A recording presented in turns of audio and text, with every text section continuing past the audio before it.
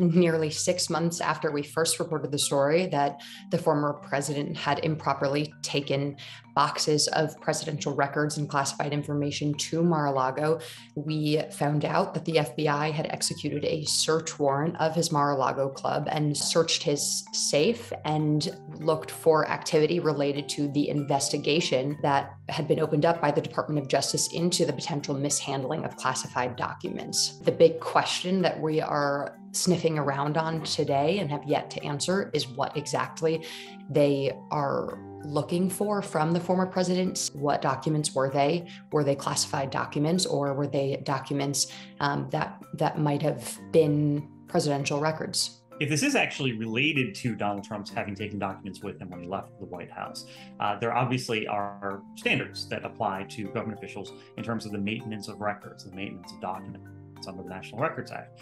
It is not the case that Donald Trump, simply because he was president and occupied the White House, gets to take with him whatever he wants in terms of his papers and notes. Those are public documents because he was a public official, and there are rules governing what he can and cannot take. He felt as though he was being targeted politically by the investigation and by the search. He accused this of being a function of radical left Democrats. He suggested that it marked the politicization of the Justice Department.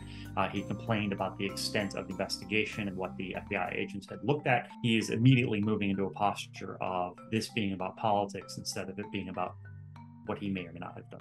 There are already signs of potential criminal activity because in order for a search warrant like this to be executed as part of a long-running investigation by the Department of Justice into a former president's residence, the bar needs to be pretty high, and they need to have probably obtained some significant evidence to support executing that search warrant. It's also significant because of just the volume of what we know that the former president took with him. There were 15 boxes that have already been recovered, but there have been countless other documents that we've previously reported on that were also improperly handled. The Justice Department has very tightly bounded regulations about where and when to execute search warrants in general. It is obviously the case that everyone in the Justice Department would be aware that this was an unusual move and a very politically fraught one. We saw exactly what I think a lot of people who've been tracking this for a long time were concerned about, that this would not be treated as